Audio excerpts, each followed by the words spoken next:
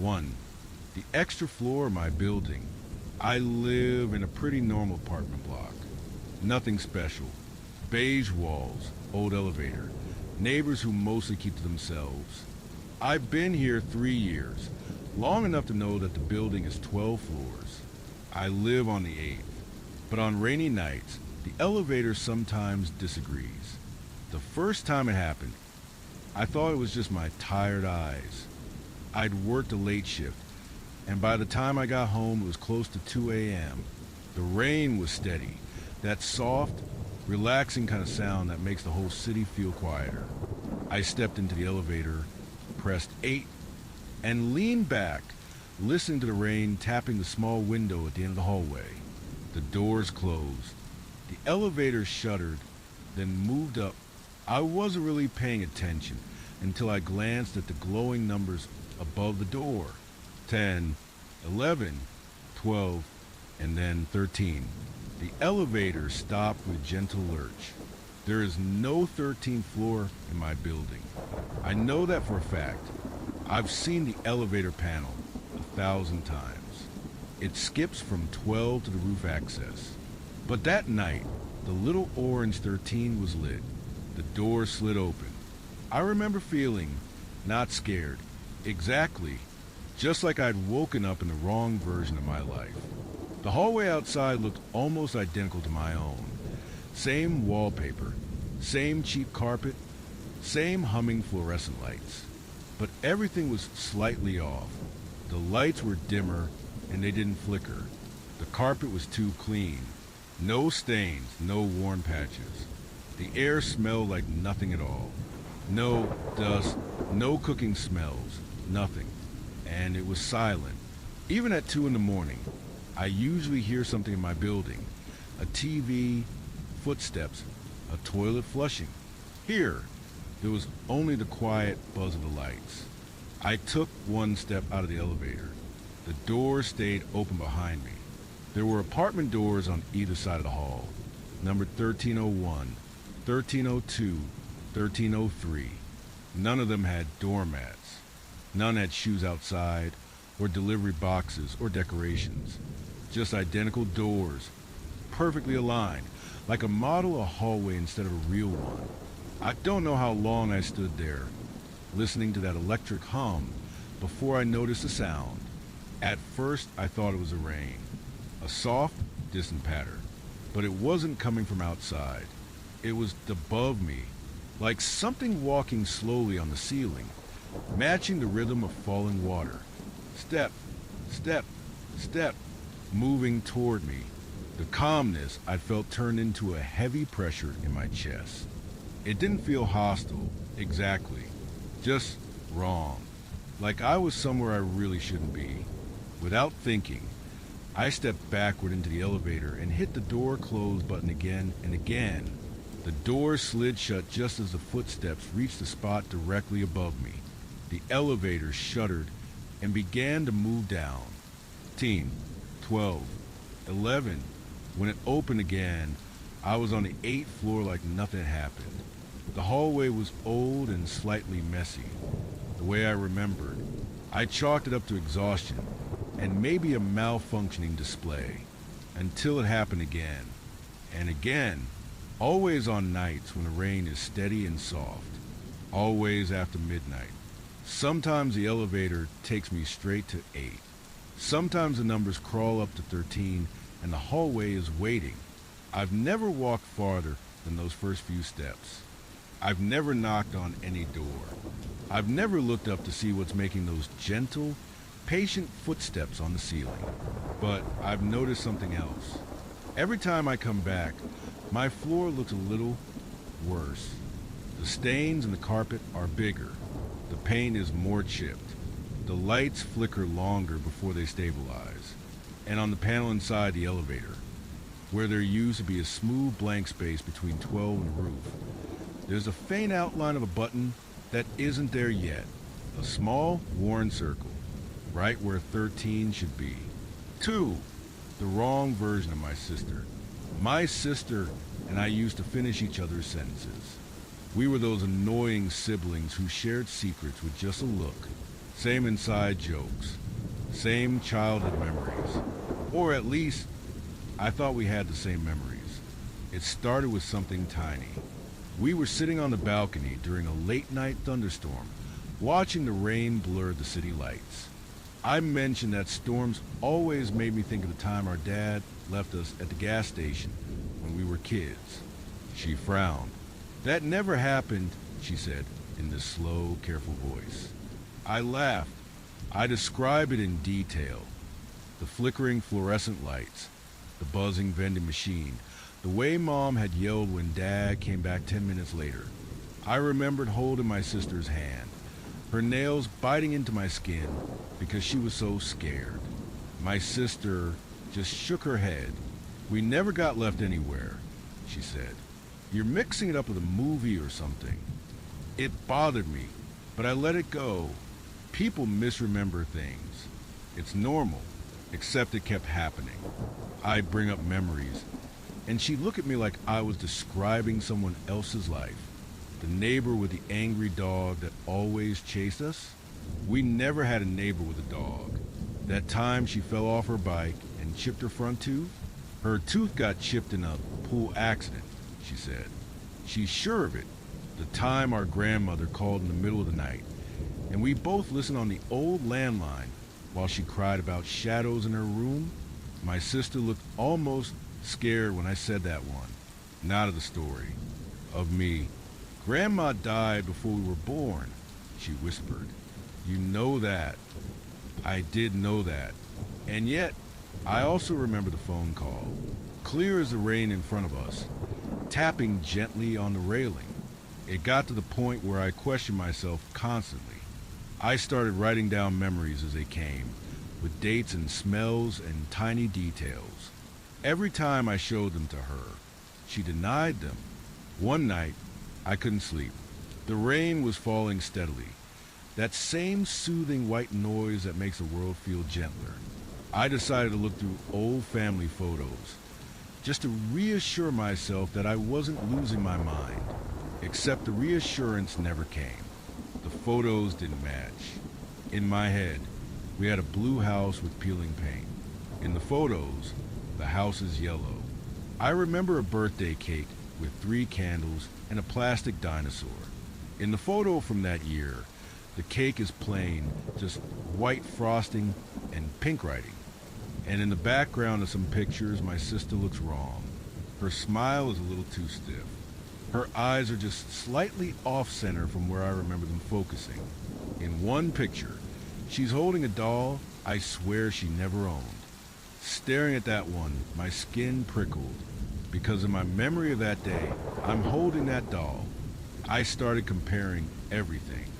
I'd close my eyes and summon a memory, a Christmas, a trip, a random Tuesday, then open an album and see what was actually there. It was like watching my life corrected in real time. The strangest part is, my parents match the photos. They remember things the way the pictures show. Only my version is wrong. Or, a few weeks ago, during another rainy night, my sister texted me, "Do you ever feel like one of us is from the wrong timeline?" My stomach dropped. I called her immediately. She sounded calm, almost gentle. "I had a dream," she said. "We were kids. Dad left us at a gas station. There was this buzzing vending machine and a guy behind the counter watching TV. I was holding your hand so tight it hurt. I didn't speak. And when I woke up," she continued softly, "I knew it wasn't a dream. It was a memory, but it doesn't fit here." The rain outside my window grew heavier, smearing the streetlights into long golden streaks. "I think there's another version of us," she said. "Another life. And sometimes the memories leak." Her voice went quiet. "I just really hope," she whispered, "that I am the wrong one, not you." The call disconnected a second later. Not hung up, just gone, straight to silence. I tried calling back. The number rang and rang. In the morning, my mother called me instead. She was crying. My sister, she said, had died suddenly in her sleep that night. The doctors didn't know why. They said it was peaceful. When I went to her apartment to help sort her things, I noticed something.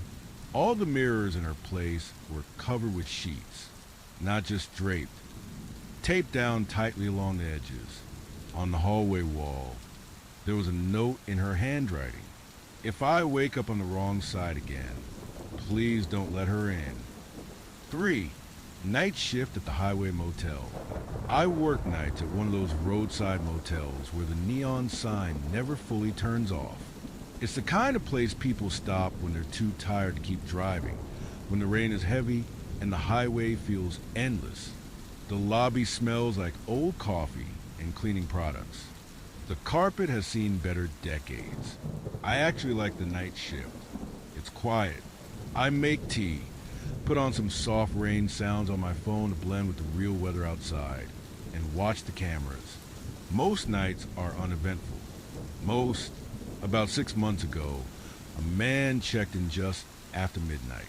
The rain outside was coming down in curtains, turning the parking lot into a shimmering black mirror. He looked exhausted, mid-40s, damp hair, cheap suit, a wedding ring he kept turning with his thumb. He asked for a room facing the back, something quiet. I gave him room 112. He paid in cash, signed a logbook, and shuffled off down the hallway. I watched him on the monitor until he disappeared into the room. 20 minutes later, the bell above the lobby door chimed again.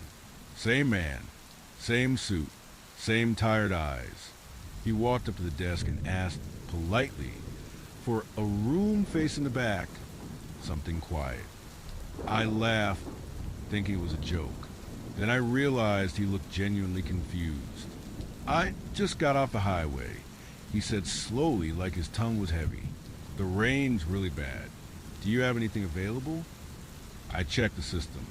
Room 112 showed as occupied, under his name.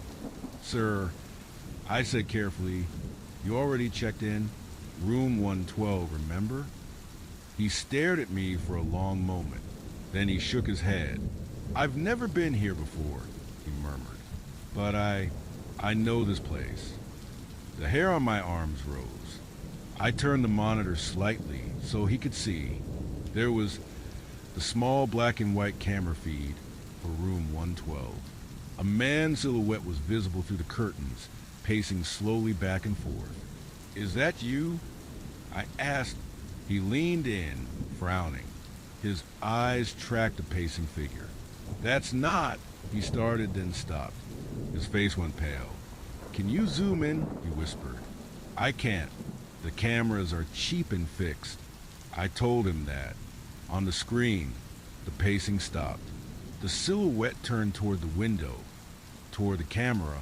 We couldn't see a face, just a vague outline, but we both got the impression that it was now staring at us.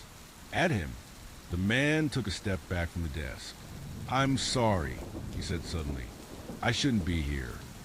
He turned and walked straight back out into the rain. Not running, not hurrying, just calmly stepping into the storm like he was walking into another room.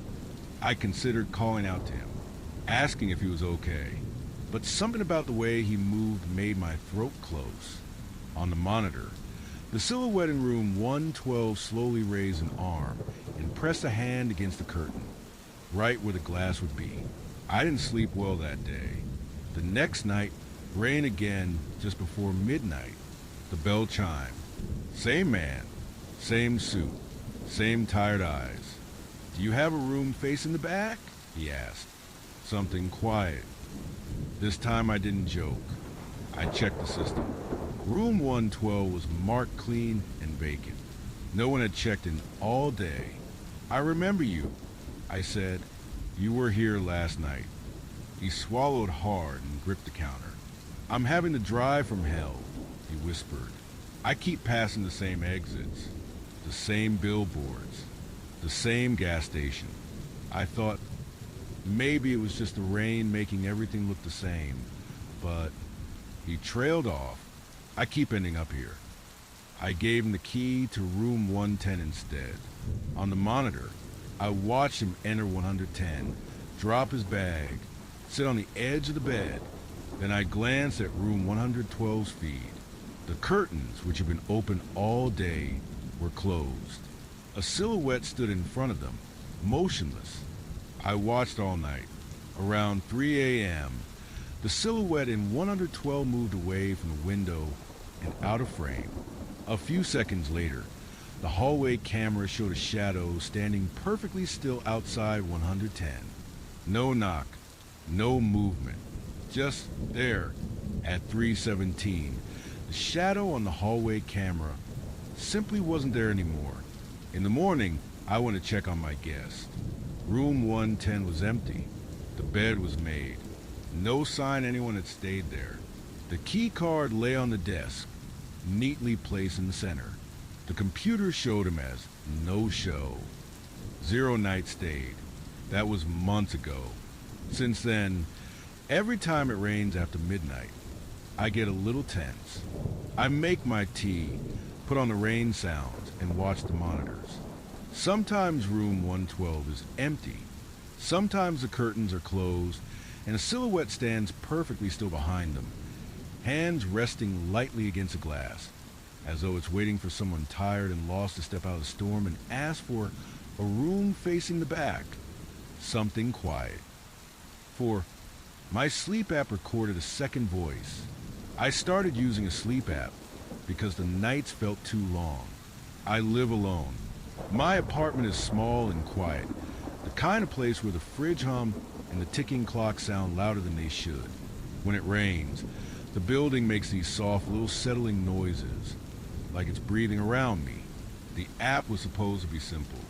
It tracks how well you sleep and records any sounds during the night.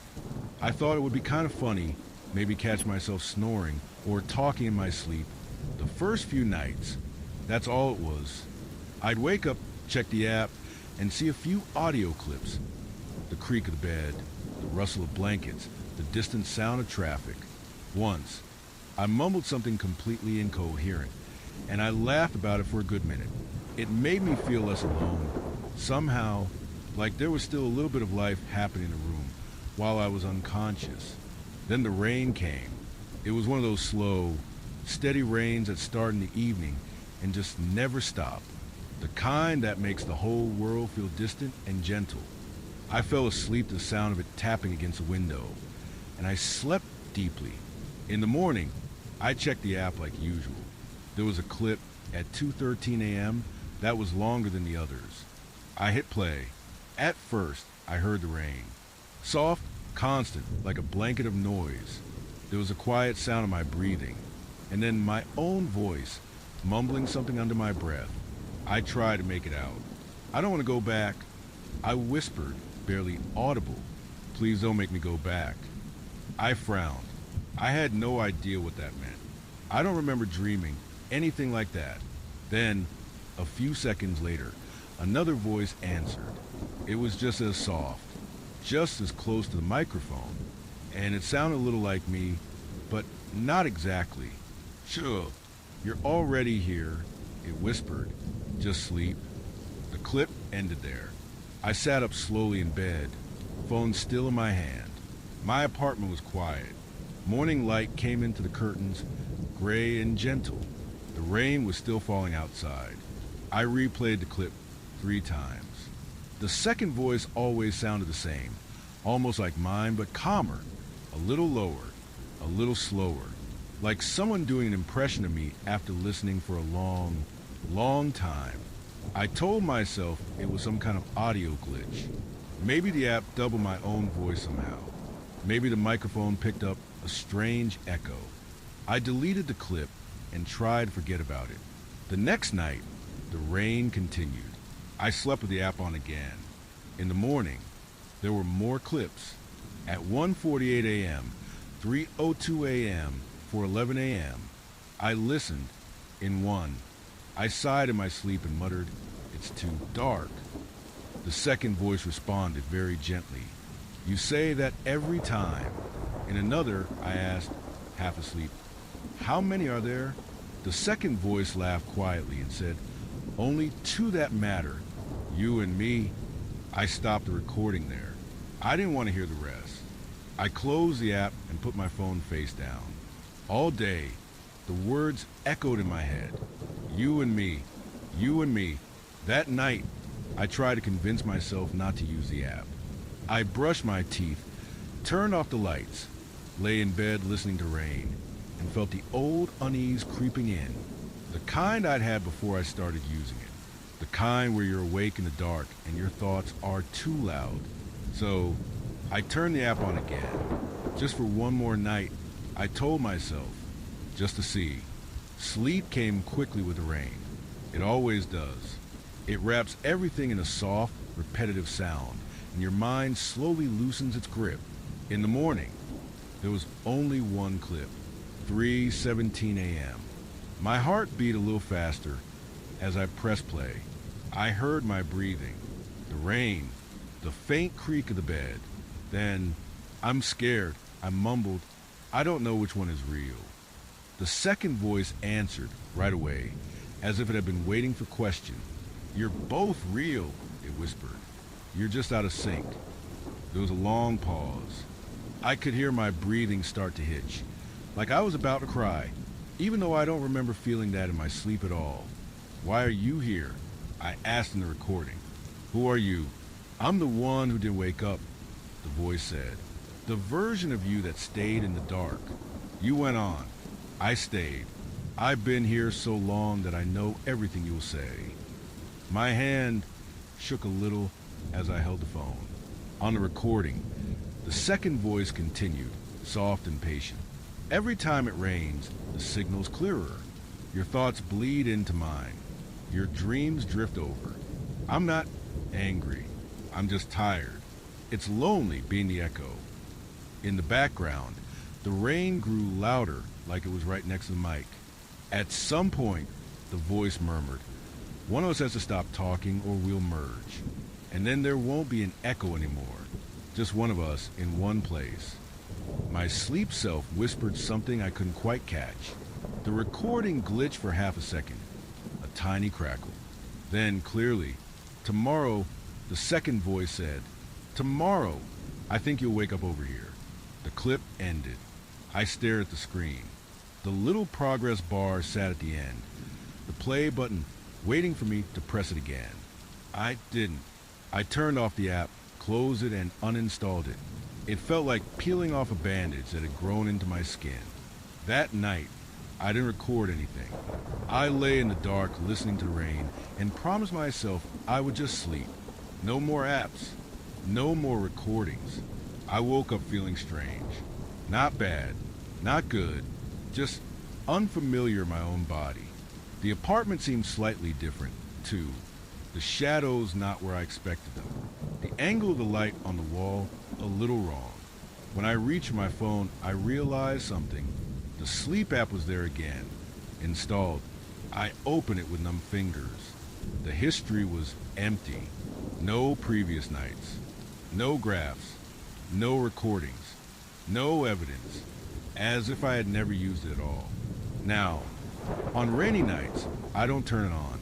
I don't want to know what's said in the dark. But sometimes I wake up in the middle of the night, heart pounding, with a strong feeling that I've just been talking to someone and that they've been answering before I can finish my sentences. And on rare mornings, when the rain has been especially heavy, my voice feels just a bit different when I say, hello, out loud. A little lower, a little calmer. Like I'm getting used to hearing myself from the other side. 5. The house that only exists in rain. There's an empty lot across from my building. Most days, it's the least interesting thing in my street.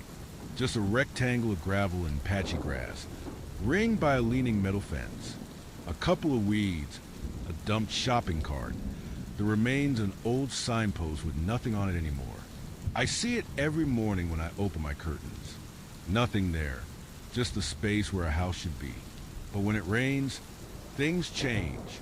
The first time I noticed it, I thought I was just tired. It had been a long day. The sky was low and gray, and a fine mist of rain had started to fall, smearing the colors outside into muted tones. I made tea, turned off the overhead light, and stood by the window for a moment, watching the droplets run slowly down the glass. And then something shifted. For a second, it looked like the lot across the street had depth, like the gray and the rain had filled in the emptiness. I blinked. There, where the empty lot should be, stood a little blue house. Not a bright blue, a soft, washed-out blue, like it had been painted years ago and then gently faded by sun and time. The roof was dark and slick with rain. Yellow light glowed in the windows, warm and inviting. I actually leaned my forehead against the glass, trying to angle my sight past the reflections. The house had a small front porch. There was a potted plant by the door. A porch light glowed, haloed by rain. Shadows moved inside, vague shapes of people crossing rooms. I looked away for just a second to grab my phone. When I looked back, the lot was empty again. Just gravel, just grass, just a leaning fence and the old shopping cart, beaded with rain. I stared for a long time, waiting for the house to flicker back into existence. It didn't. I told myself it was a trick of the light, the reflections in the window, the pattern of raindrops. Eyes do strange things when you're tired. But a few nights later, it rained again. This time, the storm was heavier. The sound of it filled my apartment, steady and soothing. I turned off all the lights and just watched the street. Slowly, like a photograph developing in water, the little blue house appeared again. First the porch light, a soft yellow glow hanging in the rain. Then the roof, the faded walls, the faint outlines of curtains in the windows. It was perfectly solid. In one window, I saw a silhouette. Someone walking past, carried what looked like a folded blanket. In another window, someone sat down, shoulders hunched, maybe reading or watching something. There was life in that small, impossible house. I watched for almost an hour. Eventually, I saw a figure open the front door and stand under the porch light. They looked out toward the street, toward my building. I couldn't see their face clearly, just a dark outline framed by the warm light behind them. I had this strange, quiet feeling that they knew I was watching. Then a car drove by, headlights sweeping across the lot, and the house was gone. After that, I started waiting for rain. Days without it felt flatter. Too sharp, too bright. On clear nights, the lot was just a lot. But the moment clouds rolled in and the air thickened with moisture, I'd find myself drifting to the window, watching. Sometimes the house would appear in full detail. Sometimes only the porch light, floating faintly in the darkness. Occasionally, on nights when the rain was very soft and fine, I could see people clearly inside. A woman sitting at a table, a child running down a hallway, someone washing dishes in a small kitchen. I started to notice something else. The interior of the house felt familiar, the way the furniture was arranged, the shape of the hallway, the placement of the windows. It reminded me of the house I grew up in, even though that one was white, not blue, and in a different town completely. One night, the rain was particularly heavy. It drummed against the windows and turned the streetlights into soft halos. I watched the little blue house appear again, brighter and clearer than ever before. On a sudden impulse I couldn't quite explain, I put on my coat and went outside. The rain soaked into my clothes immediately. The air was cold but soothing. The world felt smaller, wrapped in gray and water. I crossed the street. From a ground level, the lot looked the same as always at first, muddy, uneven, fenced. But as I walked closer, the outline of the house sharpened, rising out of the rain. The porch steps gleamed wetly. The yellow light from the windows spilled out onto the ground. By the time I reached the fence, the house was fully there. I opened the gate and stepped through. Up close, it smelled like wet wood and something faintly sweet, like old laundry soap. The porch boards creaked under my weight. The rain dripped from the edge of the roof in regular little streams. I stood at the door for a moment, hand hovering over the knob. Then I turned it. It opened. Inside, everything was warm and softly lit. The air was a comfortable temperature, neither hot nor cold. My shoes left wet prints on the floorboards as I stepped in. I knew this floor. I knew that hallway. On the wall to my left hung a small framed picture. My vision blurred for a moment as I realized what I was looking at. It was me, or at least it was someone who looked exactly like me, sitting on the same porch, smiling at someone outside the frame. There were other people in the photo.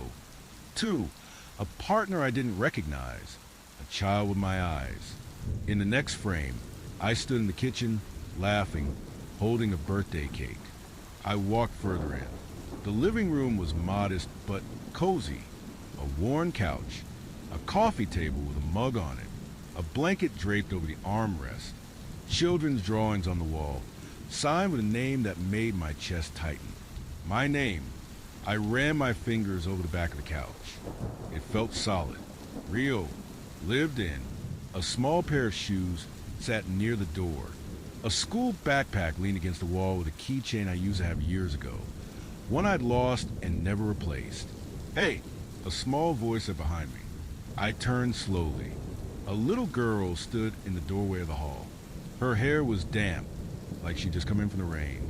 She wore pajamas with little clouds on them. Her eyes lit up when she saw me.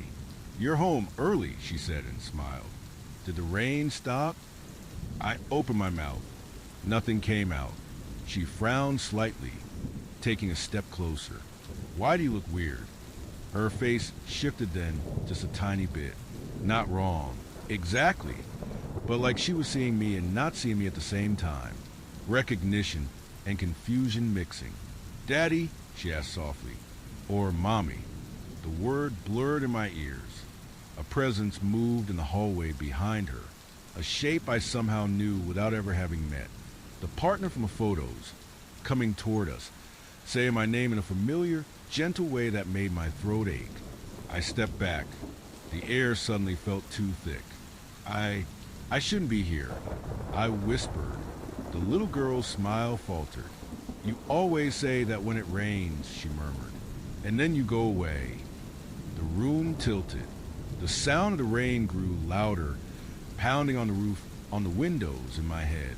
I turned and hurried out the door, back onto the porch. The moment I stepped into the rain, the warmth dropped away. The house behind me flickered, as if seen through a curtain of water. I didn't look back until I reached the street. When I did, the lot was empty again. No porch, no door, no windows, just gravel and grass and the leaning fence.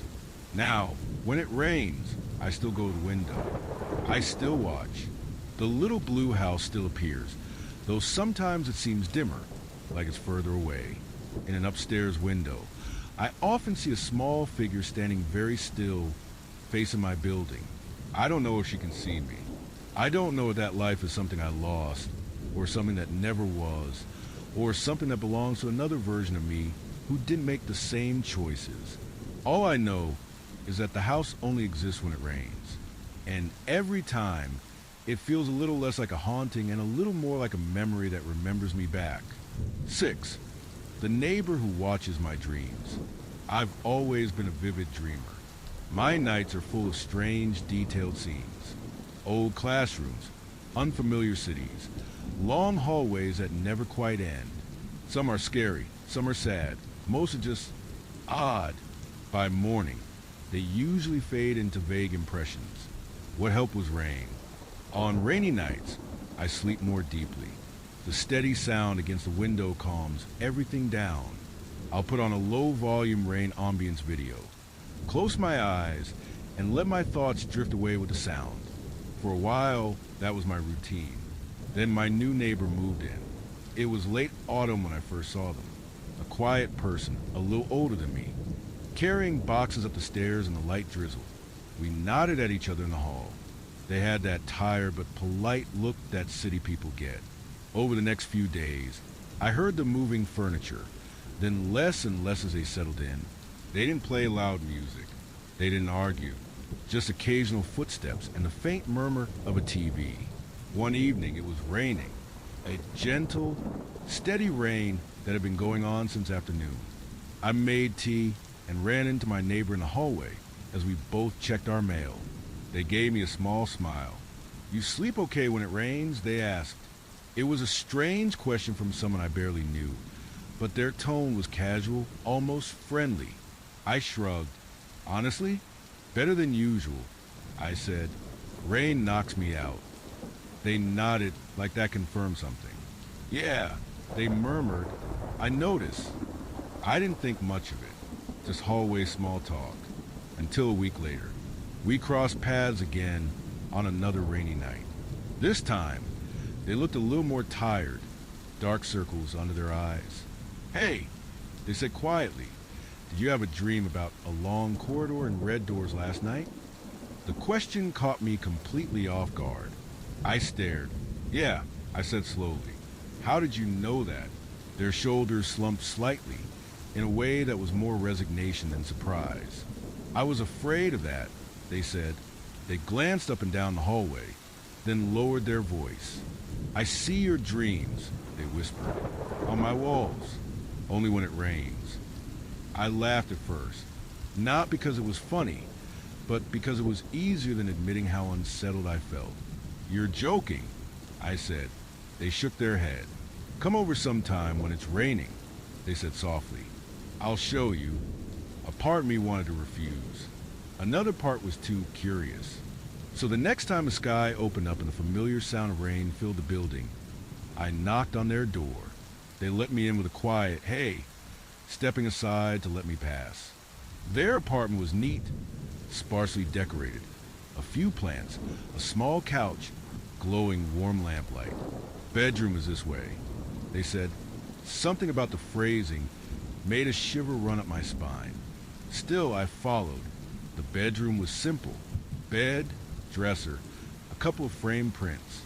The shades were drawn, but the patter of rain against the window was clearly audible. And on the far wall, opposite the bed, something moved. At first, I thought it was a reflection from a TV, but the screen was off. The shapes on the wall were faint, like the ghost of a projection. Colors blurred and shifted. Lines formed and dissolved. As I watched, the image sharpened into a long hallway lined with red doors, stretching into the distance. I felt my stomach drop. I dreamed this 2 nights ago. I whispered. Exactly this. The red doors, the lights, everything. I know, my neighbor said softly. You walked up to the third door on the left. You hesitated. Then you woke up. I turned to look at them. How do you know that? I asked. They pointed to the wall. I saw you, they said. You in your own body, walking down that hallway. From here, it's like looking through a sheet of water, but it's clear enough. My mouth went dry. How long has this been happening? I asked. Since I moved in, they replied. I thought it was just weird at first, shapes in the paint when it rained. But then I recognized you, your face, your clothes. I see you in all of them. They rubbed at their eyes, exhausted. You sleep heavily when it rains, they continued. Your dreams are strong. They bleed through the wall somehow, into here. Lightning flickered faintly through the edges of the blinds. The rain stayed constant, soft and insistent. On the wall, the hallway faded. A new image began to form. A small kitchen. My kitchen. I watched a version of myself standing at the counter, washing a mug, lost in thought. I dreamed this last night, I said. I thought it was just nothing. They nodded. You dropped the mug in the sink, they murmured. But it didn't break. You laughed. Then you said, guess I get to keep you a little longer. I hadn't told anyone that. For a while, neither of us spoke. We just watched as the images on the wall flickered slowly from one dream to another. Childhood bedrooms, strange cities, faces I remembered and faces I didn't. At some point, my neighbor broke the silence. I hadn't had my own dreams in months before I moved here, they said quietly. Just blackness. Then, suddenly, there you were, every rainy night. Your fears, your memories, your secrets. Do you know what it's like to lie awake and watch someone else's life play on your walls? I swallowed. I'm sorry, I said, even though I didn't know what else to say. They gave a small, tired smile. "It's not your fault," they said. At first it was comforting, like watching a show. I felt like I knew you even before we properly met. Their smile faded, but lately they continued. "It's getting stronger, louder. Your feelings leak through. When you have a nightmare, I wake up shaking. When you dream about being alone, I feel like a weight on my chest." They looked at me then, eyes slightly red. "Last week you dreamed about something dark," they whispered. "A room with no doors, just 4 gray walls, and you curled up in the middle, crying." I woke up with my forehead against that wall, like I was trying to push through. I don't remember getting out of bed. I felt suddenly very exposed, standing there in front of my own unfiltered mind. "What do you want me to do?" I asked. They sighed. "I don't know," they said honestly. "I thought maybe if you knew it would change something. Maybe if you tried to dream of something better, it would be easier on both of us. Or," they hesitated, "or maybe you'd understand why I'm so tired." On the wall, the scene shifted again. This time, it was my apartment bedroom. I saw myself sleeping, rain light on my face. There was a shadow at the edge of the bed, a shape half-formed, as if someone were trying to step into the dream and failing. "Is that you?" I asked quietly. They nodded once. Sometimes, they said, "I think I'm not just watching anymore. I think I'm starting to dream with you." The next few weeks were strange. On rainy nights, I lay in my own bed, listening to the patter outside, knowing that whatever drifted through my mind might be painted softly on my neighbor's wall. I tried to think of nice things. Old vacations, quiet beaches, peaceful forests. Sometimes it worked. Sometimes the old anxieties pushed through anyway. Then, one night, the rain was particularly heavy. I fell into an uneasy sleep and dreamed of a staircase in total darkness, descending and descending with no end. I was halfway down when I heard a voice behind me call my name. I turned. My neighbor stood a few steps above, lit by some unseen light, watching me with the same tired eyes. "I told you," they said gently. "I see your dreams." I woke up with a jolt, heart pounding, rain loud against the glass. In the morning, I went next door. No one answered. The door was unlocked. Inside, the apartment was almost empty, most of the furniture gone, closets bare. The bedroom had only a mattress and a lamp left behind. And the wall, there were faint marks on it, like someone had dragged their fingers down again and again, trying to grasp something that wasn't quite there. No more moving images, just pale streaks in the paint. On the floor lay a note, folded once. I picked it up. Inside, in small, neat handwriting, were just a few lines. "When it rains, I dream again now, but they're my dreams, not yours. Thank you for keeping me company in the dark. If you start seeing things on your walls, please don't watch for too long." They'd moved out without a word. That night, the rain returned. I lay in bed, staring at my own blank wall, listening to the familiar soft tapping. Part of me wanted to turn away, close my eyes. Another part waited. Nothing happened. No flickering images. No borrowed scenes. Just the regular shadows of furniture and the gentle shifting of light. Eventually, I fell asleep. I dreamed of walking down a hallway lined with doors, each one slightly open, warm light spilling from within. As I passed, I caught glimpses of other lives, other rooms, other people. At the end of the hallway, I reached a door with my neighbor's name on it. I didn't open it. In the morning, I woke up feeling lighter. Somehow, the wall was still blank. My apartment was still mine. But now, when it rains, I can't shake the feeling that somewhere in another building, in another bedroom, someone is lying awake, watching their own wall, hoping they'll never see my dreams there. And if one night I do start to notice shapes moving in the paint, I don't think I'll be brave enough to look. 7. The new corridor in the office basement. I work late more often than I should. It's not that I love my job. It's just easier to stay in the office than to go home to a quiet apartment and my own thoughts. At least here, the hum of computers and the soft buzz of fluorescent lights feel like some kind of company.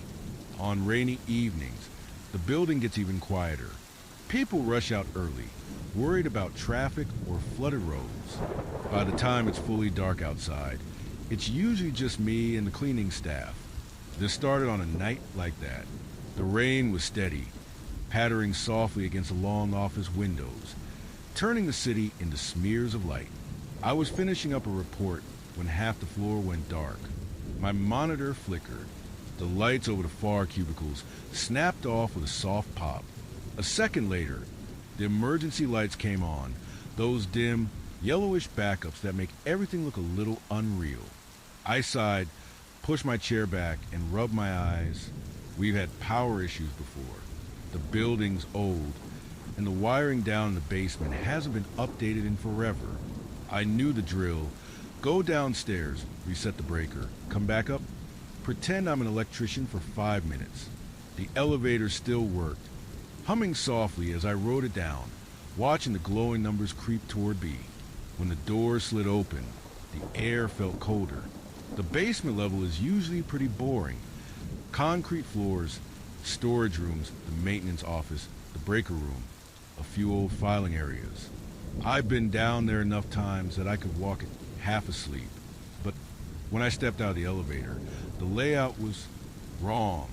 Directly ahead of me, where there should have been a blank, painted wall with a faded building map, there was a corridor, a long, freshly painted corridor. The walls were a clean, unreal white. The floor was a smooth, polished gray that didn't match the scuffed concrete I was used to. Bright fluorescent lights hummed overhead, spaced at perfect intervals, stretching into the distance. For a moment I just stood there, letting my brain catch up. I stepped back into the elevator and checked the panel. B was lit. Basement. I stepped out again. The corridor was still there. I told myself maybe they'd renovated. Maybe maintenance had finally done some work down here, and I just hadn't gotten the memo. I'd been buried in deadlines all week. It wouldn't be the first time something changed without anyone bothering to tell the rest of us. Hello. I called out, feeling silly as my voice echoed faintly. No answer. I checked my phone. No signal. That was normal for the basement. But somehow it felt less normal now. The breaker room was supposed to be just a short walk to the right of the elevator. But now, to the right, there was only the start of that new corridor stretching straight ahead. Well, I told myself they wouldn't remove the breaker room. It had to be somewhere. So I walked. The lights overhead didn't flicker. They didn't buzz unevenly. They hummed with a kind of perfect consistency that felt artificial, like the idea of lights, instead of real ones. On either side of the corridor, at regular intervals, were doors. Plain, solid doors with small rectangular frosted windows. No room numbers. No signs. Just identical doors. Over and over. I paused at the first one and tried the handle. It opened easily. Inside was an office. An almost exact replica of our floor upstairs. Same cheap desks, same office chairs, same brand of monitors. But everything was too clean. No personal items. No mugs or photos. No tangled headphones or jackets on the back of chairs. All the computers were on, each one showing the same login screen. In the top corner, the company logo rotated slowly. In the username field of every single machine, one name was pre-filled. Mine. I stepped closer to one of the screens. There was my first and last name, spelled correctly, waiting for a password. My reflection hovered faintly over the glass, distorted slightly by the glow. My mouth felt dry. I backed out of the room and closed the door gently. The next door opened to a break room. Same layout as ours upstairs. Circular tables, a humming refrigerator, a microwave, a coffee machine. But again, no signs of life. No coffee stains. No leftover lunches. The fridge was empty. The shelves bare. except for a single mug in the cupboard. It was the same mug I keep on my desk upstairs. A small chip on the rim in the exact same place. Only here, the chip wasn't there. It was whole. I closed that door too. The corridor seemed longer now. In the distance, a faint flicker of light pulsed for a moment and then steadied again. I kept walking, passing door after door, each one leading to some small variation of the office I knew. Conference rooms with chairs perfectly lined up, storage closets with neatly labeled boxes, desks with my name on digital screens. With each step, the feeling grew stronger. This place wasn't just similar. It was preparing for something. At the end of the hallway, finally, there was a door different from the rest. It had a plaque. My full name was engraved on it. My real office doesn't have my name on anything. I'm not that important. But here, the letters were clean and sharp, like they had just been carved. My hand shook slightly as I reached for the handle. The room inside was a small office. My office. The office I'd always imagined myself getting one day. A large desk, a comfortable chair, a shelf with a few books I recognized from my own wish list. A plant in the corner, somehow still alive. Family photos sat on the desk, except they weren't my family. In one frame, I stood with a group of people in business attire, smiling at the camera, holding a congratulations card. In another, I shook hands with someone I didn't recognize in front of company banner. I leaned closer. In all of them, I looked tired, not unhappy, just worn down, like someone who had stayed late at the office for years and never stopped. On the desk, there was a single piece of paper, a printed document. I picked it up. It was a resignation letter, dated tomorrow. My name at the top, my department, my role, a polite, professional paragraph about moving on to new opportunities and grateful for my time here. At the bottom was my signature. I stared at the date again. Tomorrow. Thunder rumbled softly somewhere above us, muffled by layers of concrete and office floors. The lights in the room didn't flicker. The air felt still and heavy. I put the letter down carefully where I'd found it. Then I backed out of the office and closed the door on my engraved name. The corridor felt narrower on the way back. Halfway down, I suddenly realized something. I hadn't seen any exits. No fire doors. No signs pointing to stairs. No wall-mounted maps. Just door after door after door. I forced myself not to look into any more rooms as I walked. Eventually, the corridor opened back into the area near the elevator.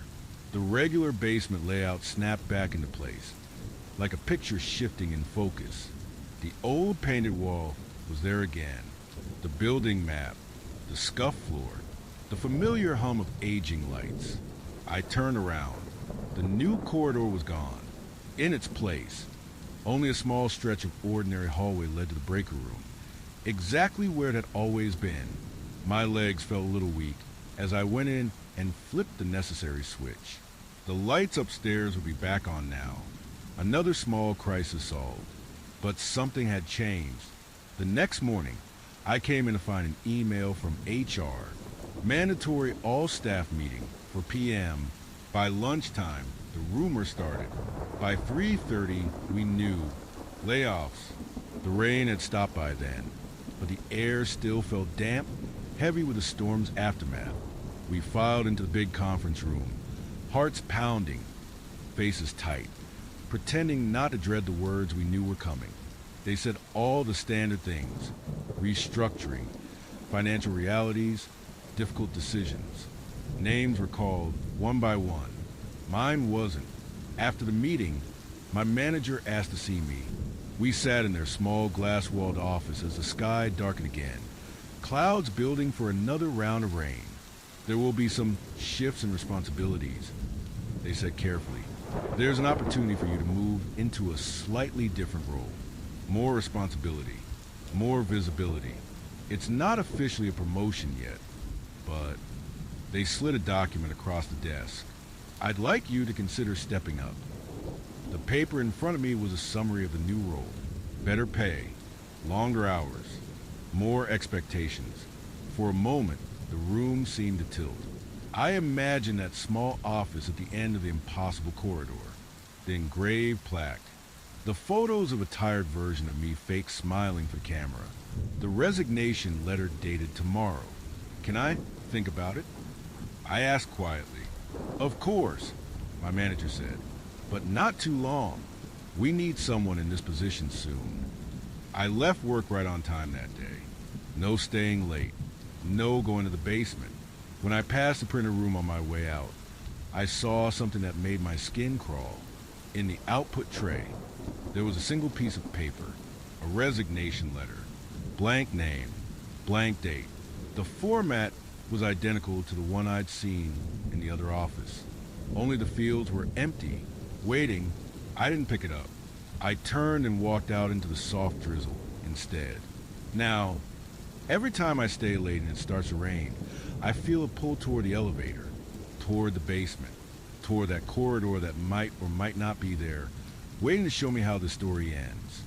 I haven't gone back down since that night, and I still haven't decided whether to say yes or to print that letter and make tomorrow's date real. 8. The taxi that picked me up twice. I take the same route home almost every night. My job finishes late, and by the time I step out of the building, the city is already half asleep. Most days, the streets are just damp with leftover rain, reflecting neon signs and traffic lights in long, colorful streaks. On really rainy nights, I don't bother with the bus. I call a taxi, stand under the awning, and wait in that strange, quiet space where it's just you, the sound of water and the occasional passing car. The first time I met him, the rain was heavy. It was a kind of rain that makes everything feel softer, like the edges of the world have been smudged by a wet finger. I stood under the shelter, listened to the patter around me, and watched the map on my phone as the driver's little icon approached. A sedan pulled up to the curb. The license plate matched the one on my app. I opened the door and slid into the back seat, shaking droplets from my jacket. "Good evening," the driver said. His voice was gentle, middle-aged, calm, the kind of voice you'd expect from someone who's been driving nights for a long time. He had tired eyes, but he smiled in the rearview mirror as I buckled up. I gave my address. He nodded and pulled away from the curb. The city scene through rain-streaked windows always feels a bit like a dream. The drive was quiet at first. No radio, just the wipers and the soft rumble of the engine. After a minute, I noticed something odd. The meter wasn't on. I leaned forward slightly. Your meter," I said, "it's not running." He glanced at the dashboard, then at me in the mirror. "It's all right," he said. "You've already paid for this ride." I frowned. "No, I just booked it on the app." "I haven't." He shook his head, still smiling faintly. "You've done this before," he said. "Same stop, same rain, same look on your face." I didn't know what to say to that. "Maybe you're thinking of someone else." I offered. "Maybe," he replied. But the way he said it didn't sound like he believed that at all. We drove on in silence for a while. As we passed a familiar intersection, he spoke again. "This is where you usually ask if I work every night," he said quietly. I blinked. "What?" "You say you can't imagine driving in this weather," he continued. "You say you're always tired after your shift. You ask me if I ever get lonely on the road." My mouth went dry.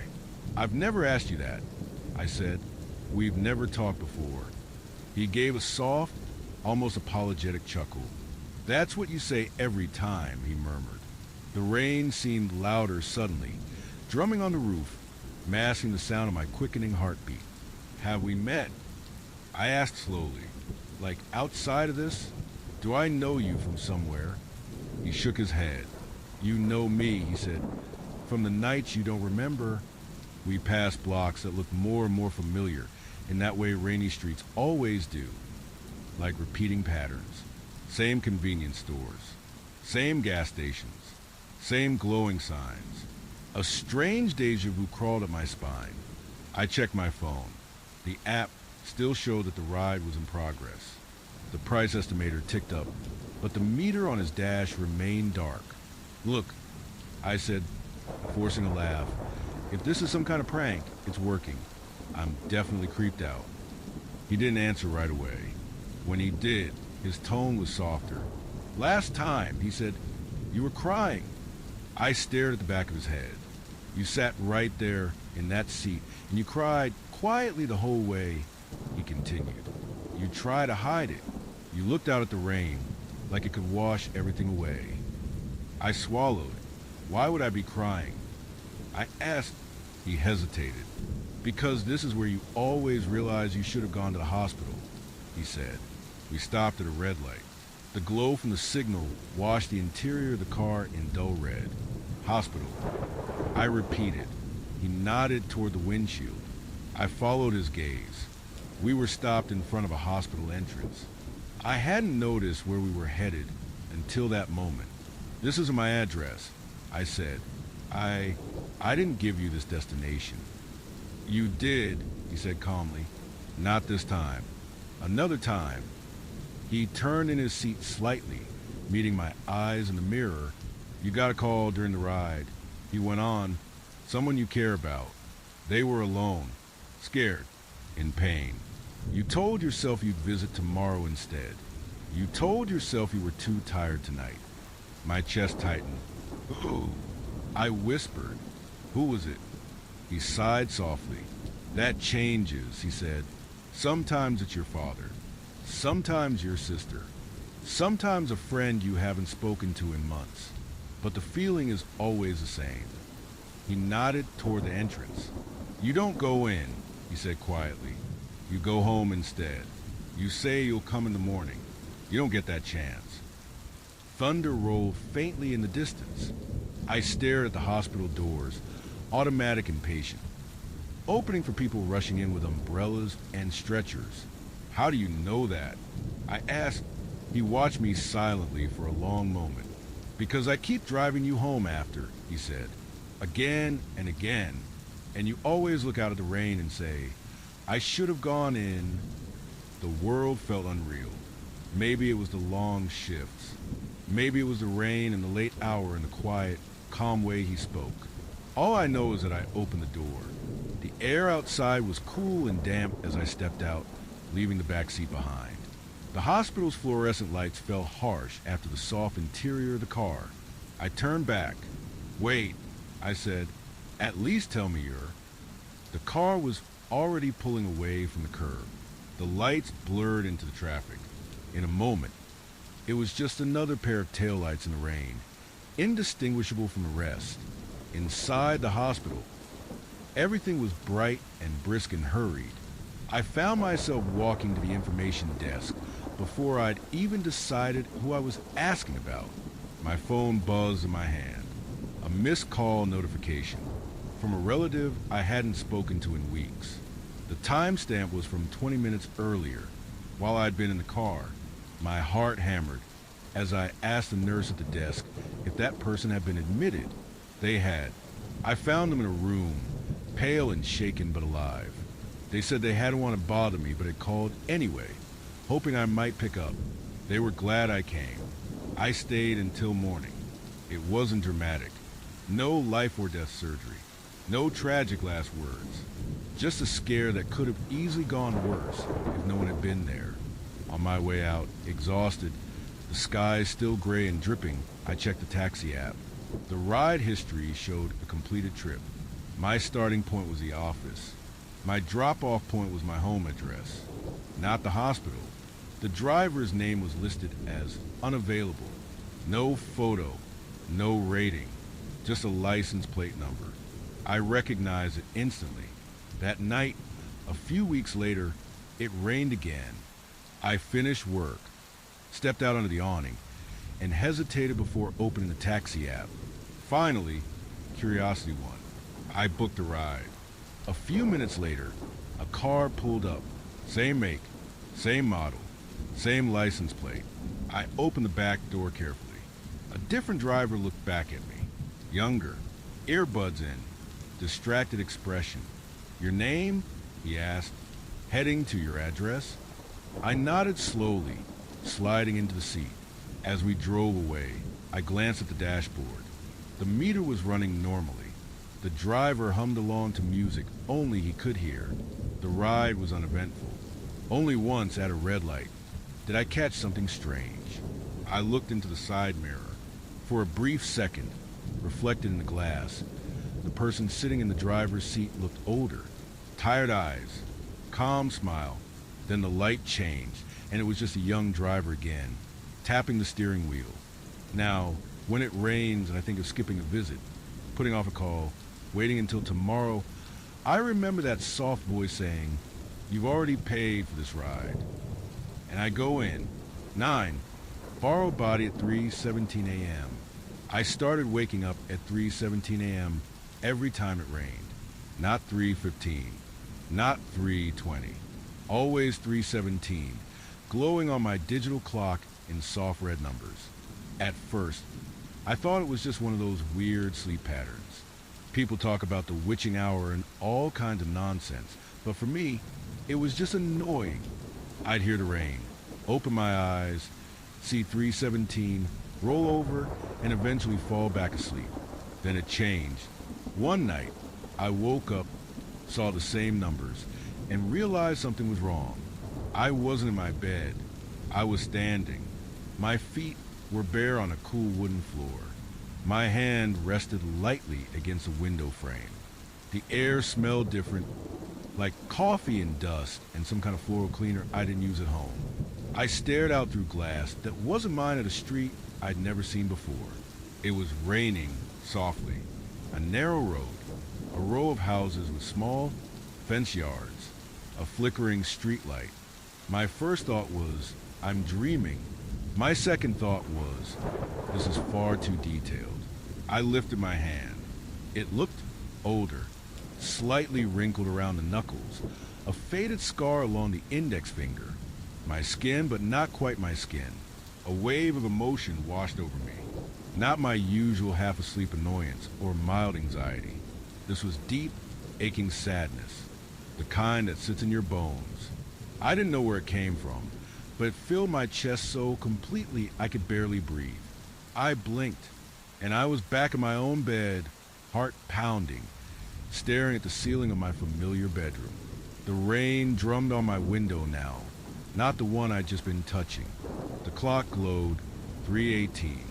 I told myself it was just a vivid dream, but it happened again, and again, always on rainy nights, always at 3:17.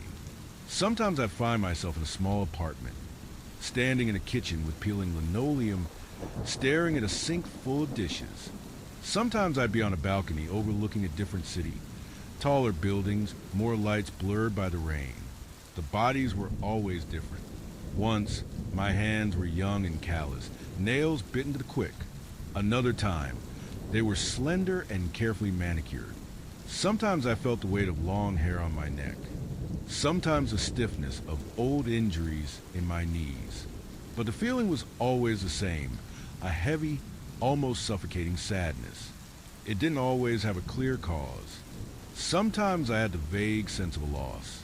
Sometimes it was just a nameless, endless tiredness, standing in those borrowed bodies, looking out at their rainy windows. I felt like I'd stepped into the middle of someone else's story, right at the point where they'd given up trying to change the ending. And then I'd blink and be back in my own room. After a while, I started testing it. One night, at 3:16 a.m., I forced myself awake and sat up waiting. The rain was already falling outside, steady and soft. My heart thumped in my chest. When the clock ticked over to 3:17, I didn't even have time to exhale. I was standing in a living room I'd never seen before. It was dim. The only light came from a muted television, playing some nature documentary. The couch behind me was worn, the fabric thinning in places. Photos lined the shelf, faces I didn't recognize. I walked forward, testing whether I could move. My borrowed body obeyed. My bare feet made no sound on the carpet. My hands, large with short nails and a faint tattoo on one wrist, trembled as I reached for the window. The rain outside felt familiar now. Different cities, different streets, but the same curtain of water. I realized I could see my reflection faintly in the glass. Not clearly, just enough to identify general shapes. Short dark hair, lines around the mouth, a mouth set in a tired, almost permanent frown. I swallowed, feeling their sadness pulse like a second heartbeat inside me. I lifted a finger and slowly traced letters in the fog window pane. Who are you? My hand shook a little as I wrote. For a second, nothing happened. Then the lights outside flickered. A passing car, a flash of headlights, something like that. The reflection wavered. I blinked and woke up in my own bed, gasping quietly. The clock read 3:19. My own window was partially fogged in the humidity. On instinct, I leaned over and wiped the circle clear. Nothing there, of course. Next rainy night, I didn't have to wait for 3:17. I drifted off, then found myself already standing at another stranger's window when awareness snapped into place. This time, the room was different. Small, cluttered, shelves stacked with books, a blanket draped over a radiator. Outside, the rain fell across a different city. I could tell from the style of the buildings, tall, narrow, old. On the window, written from the outside, letters smeared across the glass by some unseen fingertip. I wake up in you too. My borrowed breath hitched. The sadness in my chest shifted, tinged with something like relief. I raised my hand. The person whose body I wore had bitten nails, little crescents of raw skin where they chewed too much. I traced a clumsy heart next to the words, then underlined the U. Outside, for just a second, the rain seemed to pause. Then I was back in my own bed, staring up at the faint shadows on my ceiling. I didn't sleep again that night. After that, the experiences changed. The sadness didn't fade exactly, but it became shared. When I woke up in those other bodies, I sometimes felt echoes of my own life mingling with theirs. My worries layered over theirs, my tiredness sitting next to their grief like two people on a bench. A few times, I saw little signs that they were aware of me too. A notebook left open on a table with 3:17 scribbled repeatedly in the margin. A mirror angled so that the bed was reflected at night, as if they were trying to catch themselves disappearing. Once, I looked down to see a message written on my own forearm in pen. If this is you, I'm still here. I don't know how many of us there are. It feels like I'm slipping into different versions of the same exhausted soul, scattered across cities and lives and rainy nights. People who, at some point, were so weighed down that something in them loosened. Maybe that's when I became a gap they could step through. The episode stopped very suddenly. One week, it rained almost every night, and I woke up in 3 different living rooms, 2 kitchens, and once on a balcony with a view that took my breath away even through the sadness. The next week, the rain returned. I slept. I woke up at 7:30 to my alarm. No borrowed bodies. No unfamiliar windows. No heavy ache that wasn't mine. Part of me was relieved. Part of me felt lonelier. I watched the rain on my own window that morning. Quiet apartment around me. Familiar objects in familiar places. For the first time in a long while, the sadness in my chest felt like it belonged only to me. But sometimes on especially heavy rainy nights, I still wake up around 3:17, not standing, just lying in my own bed. I stare at the ceiling and listen, half expecting to feel a distant, foreign grief wash over me. Some mornings I get out of bed and find small, wet footprints on the floor near the window, not big enough to be mine, not matching the shape of my feet, as if someone stood there for a while, looking out before leaving. When that happens, I whisper into the quiet, I'm still here. I don't know if anyone hears me, but in some other version of my life, in some other body standing at a rainy window, maybe there's someone waking up at me too and feeling just a little less alone. 10 messages from tomorrow. The first text I got from myself was easy to ignore. It came late. I was half asleep, listening to rain tap against the glass and letting some boring show play in the background. My phone buzzed, and I glanced at the screen. The message preview showed my own number. I frowned. I thought it was some glitch, maybe the service provider, maybe a bug in the system. I open it, expecting spam. Don't freak out. You spill your drink in 3, 2, 1. I scoffed. Then my elbow knocked my glass off the coffee table. Water sloshed across the floor. For a moment, I just sat there, staring at the spreading puddle, the glass rolling slowly against the carpet. I told myself it was a coincidence. I cleaned it up, turned the volume down, and went to bed. The next night, it rained again. Another text. Same number. Same sender name. Me. Set an alarm for 7 o'clock instead of 7:30. You'll see why. I hesitated, then did it.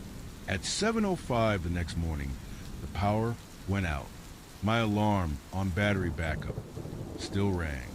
I was able to shower and get dressed using the last warm water before the building's hot water system reset. By the time my neighbors were finally up and complaining loudly through the walls, I was already halfway through a calm breakfast. A third text came that evening. Check the pockets of your old gray jacket before you throw it out. Trust me, I had forgotten about that jacket entirely. It had been stuffed at the back of my wardrobe for months. I pulled it out, intending to toss it into the donation pile. In the inside pocket, I found an envelope with cash. Enough to matter. Old, but still valid. That was when I stopped calling it a glitch. The messages kept coming, always from my own number. Always short, gentle, like notes you might leave for a friend you care about. Don't say yes to that overtime tomorrow. You'll get sick. Answer your mom's call in the morning. She really needs to hear you. Take an umbrella today. You'll roll your eyes, but do it. Every time they were right. Sometimes the predictions were trivial. A bird almost hitting the window, a stranger asking for directions, the exact phrase someone at work would use during a meeting. Sometimes it made my life easier in small, almost invisible ways. I noticed the pattern slowly. The texts only came at night, and they only came when it was raining. One night, after a string of uncannily accurate tips, I finally replied. Who is this? The typing indicator never appeared. Minutes passed. Just as I was about to put the phone down, a message popped up. It's you. Just a little later. I stared at the screen, the words slightly blurred by how tired I was. Prove it. I typed. Another message arrived almost instantly. Right now you're sitting on the couch, holding your phone a little too tight. Your left foot is tucked under your leg, and your neck hurts from looking down all day. There's a mug with cold tea on the table. You keep meaning to wash it. My eyes drifted to the mug. I hadn't mentioned it to anyone. How are you doing this? I asked. The reply took longer this time. I don't know, it said. I just know that where I am, I can see a little bit ahead. Not far. Just enough to know what I should have done. And somehow, when it rains, I can send a few of those regrets back. The word regrets stuck with me. Not predictions. I murmured to myself. Regrets. From then on, I thought of them that way. The messages became a quiet, guiding presence in my life. Don't go to that party just to make him jealous. You'll feel worse. Apply for this job. You'll talk yourself out of it tomorrow if you don't do it now. Delete that draft before you send it. You don't really want to say those words. Sometimes I didn't want to listen. Sometimes I ignored a suggestion just to prove that I was still in control. Those days felt heavier afterward, not dramatically worse. Just tinged with that familiar, sticky feeling of having chosen a harder path for no good reason. Then came the rainstorm that changed everything. The forecast had been warning about it all week. Strong winds, heavy downpour, flooding in low areas. By the time evening came, the windows rattled softly in their frames, and the sky was a constant low gray. I was scrolling on my phone, thinking about the next day's commute, when a message appeared. Please don't take the 8:15 bus tomorrow. I frowned. Why? I replied. The answer didn't come right away. Outside, thunder rumbled. Light flickered behind the clouds. Finally, because I remember what happens, the message said, and I don't want you to have to remember it too. My heart rate picked up. Is an accident? I typed. Dots appeared, disappeared, appeared again. I can't see all of it. They wrote. Just flashes. Rain. Screaming. Metal. You trying to help someone and not being able to. You sitting on the curb afterward, soap thinking. If I had just taken the later bus, I swallowed hard. There's a difference between small inconveniences and warnings like that. My fingers hovered over the screen. And if I don't take it, I asked, then I don't have to remember that version. They replied. The wording made me feel like I was falling. You keep saying, I wrote, are you okay? Wherever you are. A long pause. So long I thought the conversation might be over. Then, I made a lot of wrong choices.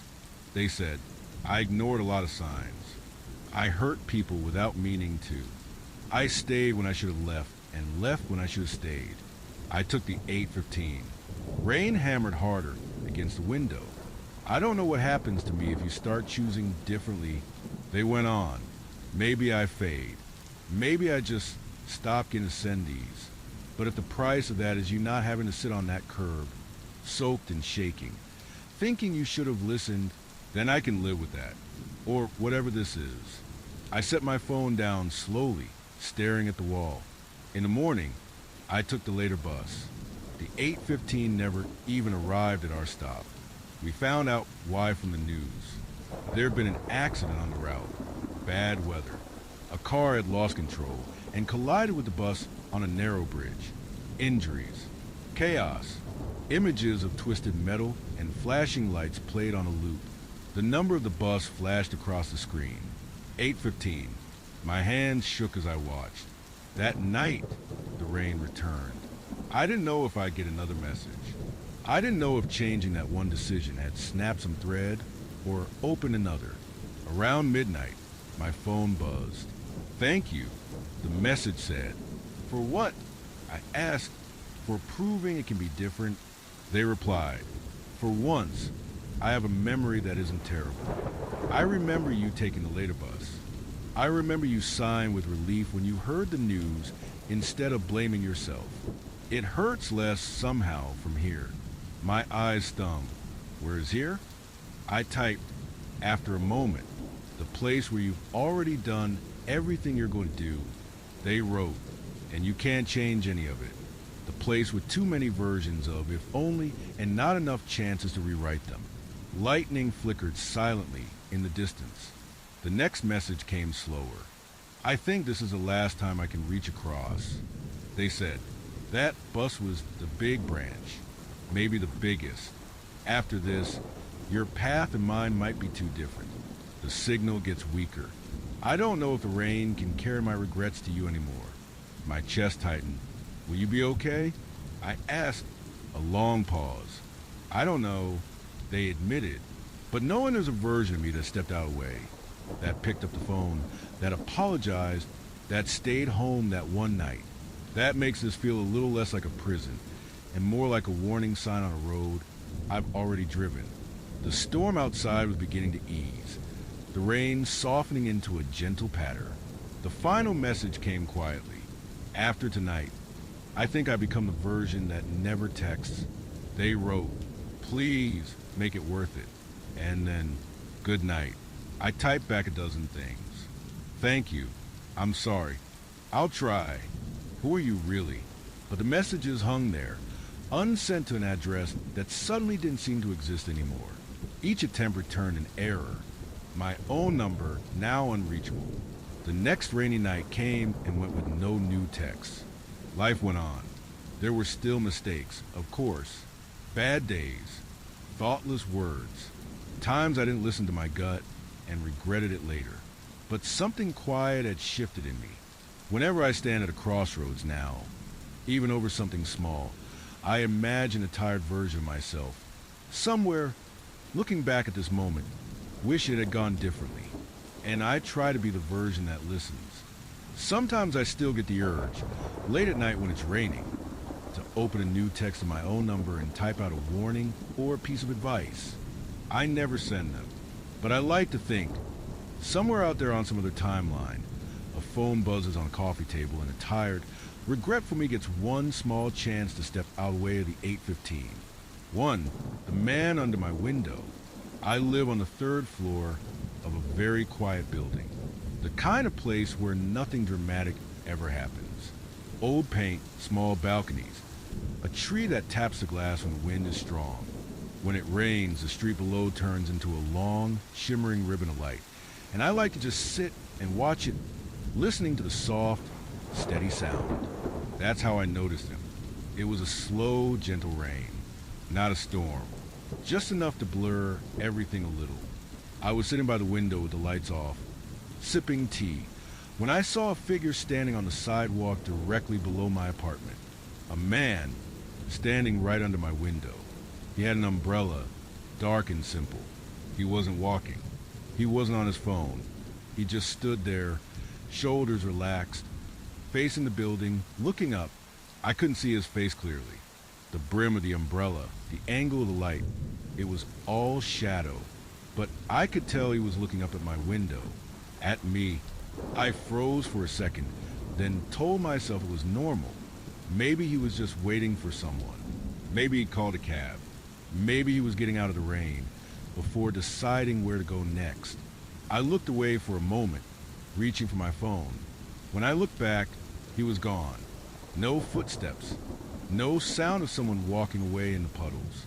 Just an empty sidewalk, wet and shining under the street lamps. I tried to shake off the strange feeling that gave me.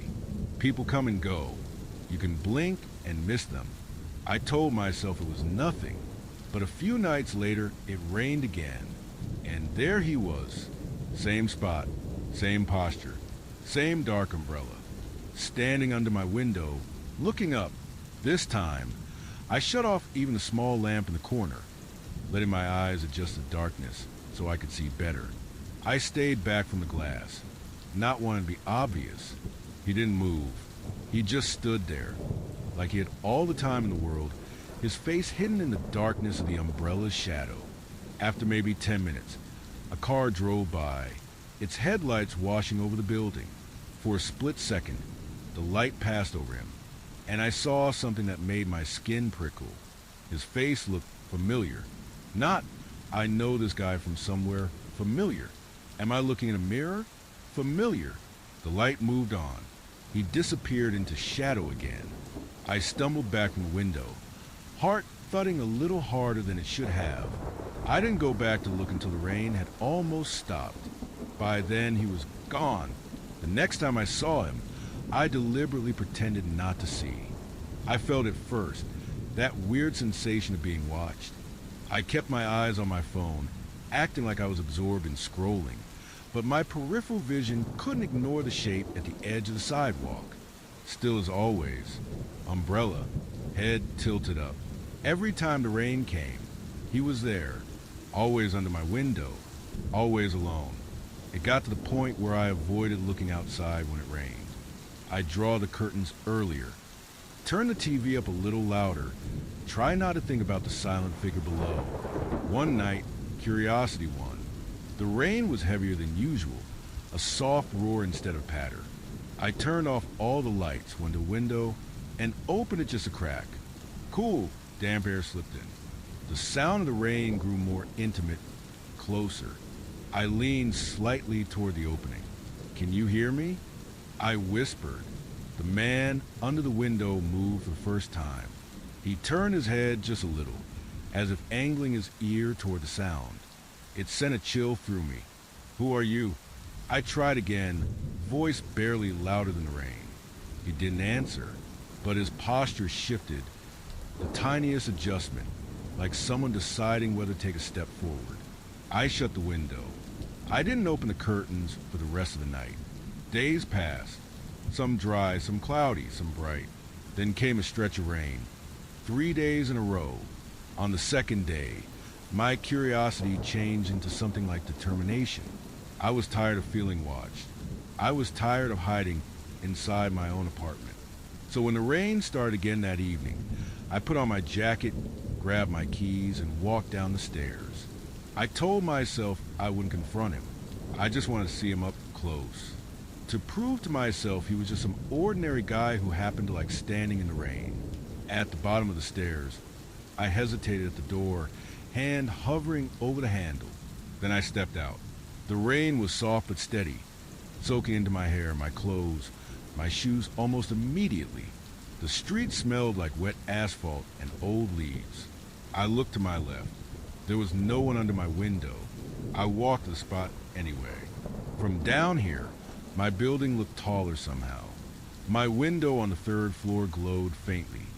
I left a lamp on, and the curtain was partly open. I stood there for a minute, feeling a little foolish. Then a car drove by, its headlights sweeping across the wet street. For a moment, something bright flashed at my feet. I looked down. A puddle had collected in a small dip in the sidewalk.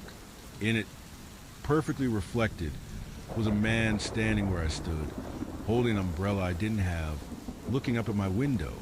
He had my face, not as I was now, but older, tired, lines deeper, eyes more hollow, but unmistakably me. The reflection moved a fraction of a second before I did, like a lag in a video call. The car turned the corner. The headlights vanished. The puddle reflected only my own damp, confused expression now. I stepped back. The water rippled, breaking the image. After that, I stayed inside when it rained. But the pattern continues. On rainy nights, when I'm brave enough to peek from behind the curtain, I sometimes catch the outline of a man under my window. Sometimes I see only empty pavement.